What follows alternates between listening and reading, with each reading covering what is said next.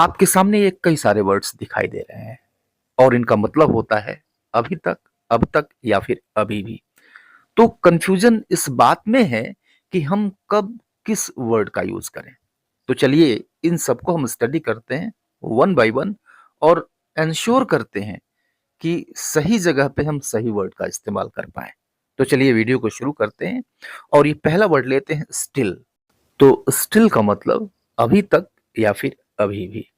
अब देखिए कि इसमें थोड़ा सरप्राइज का टोन होता है या फिर एक्सपेक्टेशन का टोन होता है। जैसे देखिए, he still lives in Delhi, यानी वह अभी भी दिल्ली में रहता है। पास्ट टाइम में कोई काम या फिर कोई स्टेट यानी स्थिति पास्ट टाइम में किसी समय बनी और वो कंटिन्यू है अब तक, प्रेजेंट टाइम तक कंटिन्यू है, वो ये स्टिल बताता है। ठीक है, स्टिल लिव्स इन दिल्ली, वह अब भी दिल्ली में रहता है। और ध्यान रखिए, इसको हम मेन वर्ब के पहले यूज करते हैं और हेल्पिंग वर्ब के बाद में यूज करते हैं। एग्जाम्पल देखिए एक और, कि I am still waiting for your reply, यानी मैं अभी भी तुम्हारी रिप्लाई का इंतजार कर रहा हूं।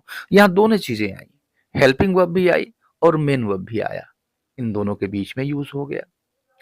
इस एग्जाम्पल को देखिए कि he is still in the office, यानी वह अभी भी ऑफिस में है। यहां पर सिर्फ हेल्पिंग वर्ब आई, तो हेल्पिंग वर्ब के बाद हमने यूज किया, राइट। और साधारणतया जनरली हम इसको प्रेजेंट कंटिन्यूअस में या फिर प्रेजेंट सिंपल में यूज करते हैं, राइट। नेक्स्ट वर्ड देखिए, यट। इसका भी मतलब वही, अभी तक या फिर अब तक।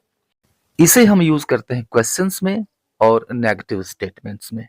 और साधारणतया जनरली ये सेंटेंस के लास्ट में आता है। सेंटेंस देखिए कि he has not finished the work yet, यानी अभी तक उसने काम पूरा नहीं किया है, काम उसने अभी तक खत्म नहीं किया है। यानी एक्सपेक्टेशन तो था, उम्मीद तो थी काम खत्म होने की, लेकिन अब तक ये हुआ नहीं, यानी एक्सपेक्टेशन जो पूरी नहीं हुई। एक दूसरा सेंटेंस लीजिए, हैजंट ही कम येट। इसका मतलब हुआ कि अभी तक वो आया नहीं क्या। तो उम्मीद तो है, उम्मीद तो थी, लेकिन ये काम पूरा नहीं हुआ, वो आया नहीं, राइट। और इसे हम यूज करते हैं प्रेजेंट परफेक्ट में, मोस्टली प्रेजेंट परफेक्ट में यूज किया जाता है, सेंटेंस के लास्ट में यूज होता है। नेक्स्ट एक्सप्रेशन देखते हैं, एज इट। अब देखिए इसमें सिर्फ एज पहले जुट गया, तो चीज वही है, अंतर सिर्फ इतना है कि ये फॉर्मल इंग्लिश में ज्यादा यूज होता है, रिटन इंग्लिश में ज्यादा यूज होता है, येट ये थोड़ा सा कम फॉर्मल है। तो एग्जाम्पल देखिए, the reason is not known as yet. इसका मतलब हुआ कि वजह अब तक नहीं मालूम है। तो एज एट इसका जो पोजीशन है सेंटेंस के लास्ट में है, सेंटेंस के लास्ट में होता है, नेगेटिव सेंटेंसेस में यूज किया जाता है। No decision has been taken as yet, यानी अब तक कोई डिसीजन नहीं लिया गया है। एज एट सेंटेंस के लास्ट में, प्रेजेंट परफेक्ट टेंस में यूज किया जाता है। और पैसिव वॉइस में ऑफन, यानी प्रायः पैसिव वॉइस में यूज किया जाता है। We have got no reply from the firm as yet, यानी हमें फर्म से अभी तक कोई रिप्लाई प्राप्त नहीं हुई है। नेक्स्ट एक्सप्रेशन है बाय नाउ। बाय नाउ का अर्थ होता है अब तक तो, या फिर अभी तक तो, या इस समय तक तो। ये जो बाय नाउ है ये शो करता है कि अब तक यानी प्रेजेंट टाइम तक कोई काम हो जाना चाहिए था या फिर कोई काम हो चुका होगा, ऐसा बताता है ये। जैसे देखिए, you should have reached by now. इसका मतलब तुम्हें अब तक यहां पहुंच जाना चाहिए था। ओके, एक्सपेक्टेशन में है ये। He must have heard the news by now, यानी अब तक उसे यह खबर मिल चुकी होगी, एक्सपेक्टेशन है। बाय नाउ की जो पोजीशन है वो सेंटेंस के लास्ट में होती है, जैसा कि इन दोनों सेंटेंसेस में आप देख रहे हैं। The meeting would have started by now, यानी अब तक मीटिंग चालू हो चुका होगा, शुरू हो चुका होगा।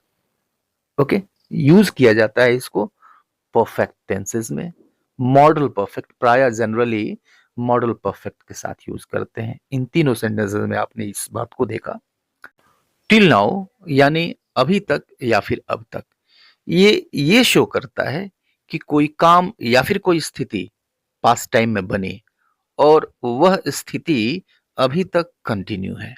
इस बात को ये बताता है टिल नाउ। जैसे देखिए, till now everything has gone well, यानी till now everything has gone well, यानी अब तक सब कुछ ठीक ठाक चला है। राइट? टिल नाउ को आप सेंटेंस के शुरू में यूज कर सकते हैं, सेंटेंस के लास्ट में भी यूज कर सकते हैं, no problem. He has been ill till now, यानी वो अभी तक बीमार है। सेंटेंस के लास्ट में यहां पे यूज किया गया।